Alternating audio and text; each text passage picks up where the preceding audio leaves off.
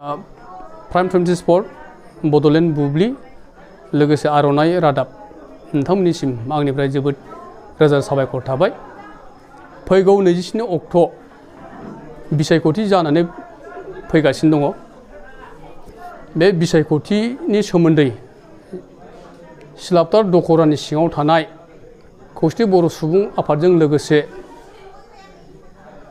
सिलापथार दख'रानि दुलाराय बर' फरायसा आफाद, सानराइज NDFB, आइजो अनसाय आफाद, लोगोसे बर'नि रोंगौसा इन्टेलिजेन्ट बिथांमोनखौ लानानै जोङो जोंनि दख'रानि सिङाव थानाय मोनफ्रोमबो बर' गामियाव जोङो गिदिंनानै मोनबाय जे हाबनानै जोङो बुजिनानै मोनबाय फैबाय थागोन इलेक्शननि भट होनांगौआ रोखा जाबाय जे बर'फ्रा BJP भट होनायनि थांखिखौ लाबाय। मानो होनोब्ला जोंनि गामिनि बर' हारिफ्रा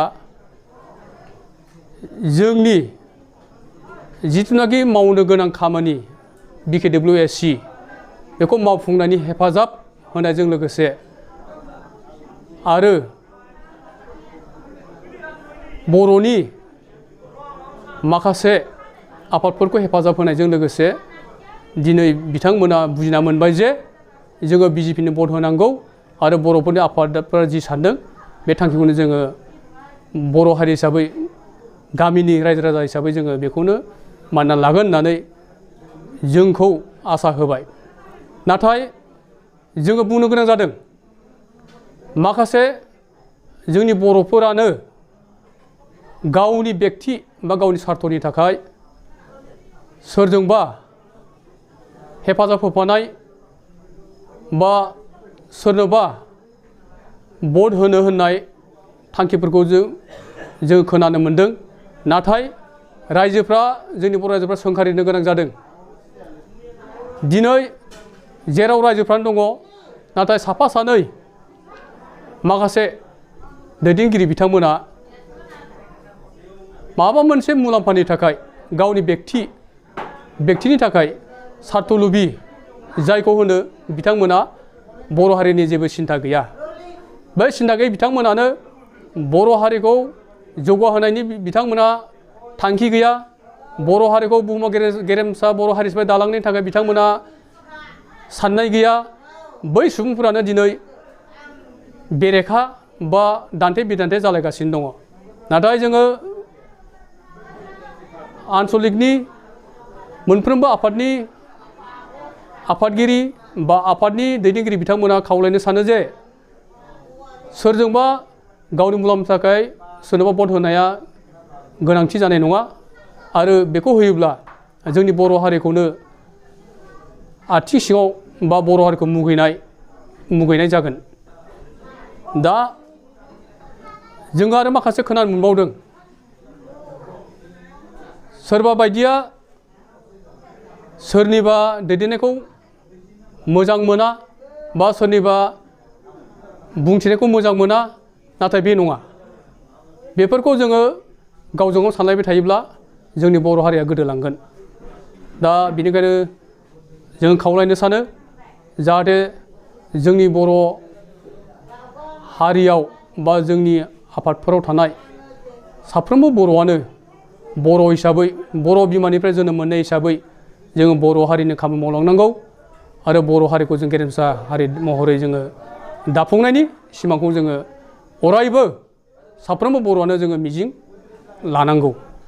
दा आङो प्रेस मिटनि गेजेरजों बेखौनो बुंबावनो सानो फैगौ 27 अक्ट'आव जानो गोनां जिथुनाखि एसेमब्लि बे एसेमब्लियाव जोङो थोंजोङै बुंनो हायो जे जोंनि 114 नं जनाय समस्ति भुबन पेगु जिथुनाखि बिजाथि बिथाङा देरहागोन, बिपुल बर' देरहागोन आरो बेहाय बेले बेजे रावबो जेबो साननो बा माबा मोनसे साननांगौ जेबो गैया थाया। मानो होनब्ला जोङो सोदांना मोनजोब्बाय। जोंल' नङा जोंनि बर'नि अनगायैबो गुबुन हारियाबो माखासे BJPनि दैदेननाय माखासे बिजेपि सरकारनि सामलायनायखौ बयबो हारियानो मोजां मोनदों।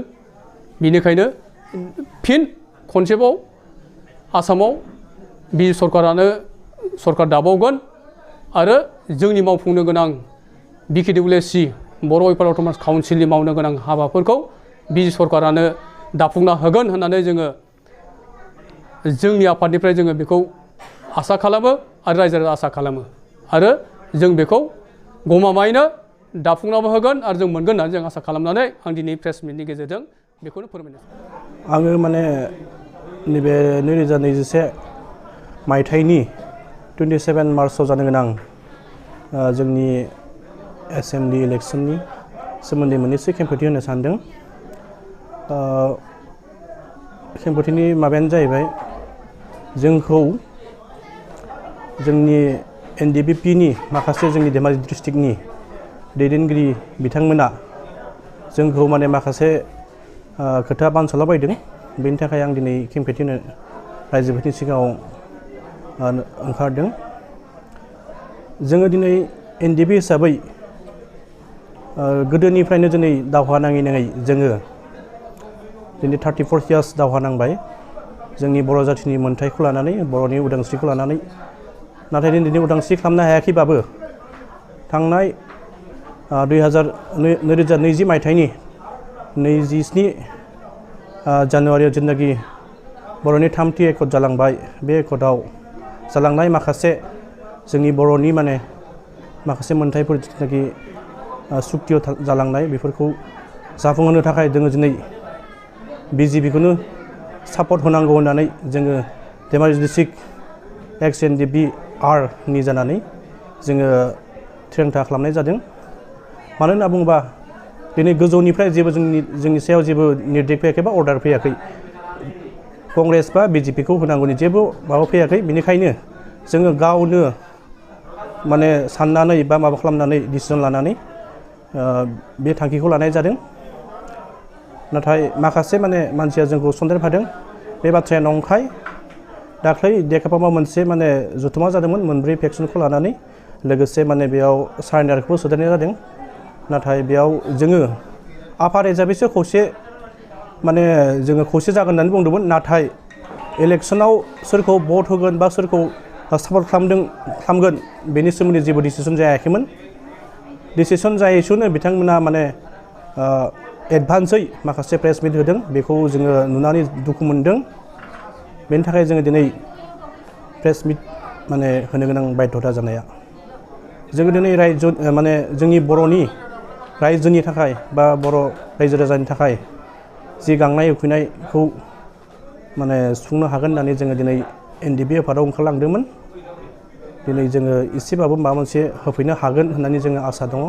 लोगोसे जोंनि BTC नि बाहेरायाव थानाय बर' रायजो राजाखौ BKWSC नि जेरै जोङो बर'नि माखासे माने हाबाफोरखौ मावफुंलांनो हागोन साननानै जोङो आसा दङ। बेनिखायनो जोङो BJP हान्जाखौनो जों सापर्ट खालामदों। मानो होनबा BJP हान्जायानो दिनै बर'नि मोनफ्रोमबो सुक्तिखौ खालामबोदों। BS निफ्राय लानानै BTC निफ्राय लानानै दिनै BTR सिम। बेनिखायनो जोङो दिनै BJP खौनो सापर्ट खालामदों। आरो लोगोसे आंनि बुंनांगौआनो जाहैबाय दिनै बर'नि मोनफ्रोमबो आफादा जोंनि BTC नि बाहेरायाव थानाय मोनफ्रोमबो आफादानो दिनै BJP खौ सापर्ट होदों। Ubpo निफ्राय लानानै दुलाराय बर' फरायसा आफाद आरो दुलाराय आइजो अनसाय आफाद, लोगोसे बर' थुनलाइ आफाद, बायदि बायदि धोरोमारि गौथुम गासैबो खौसे जानानै दिनै BJP हान्जाखौनो सापर्ट होदों।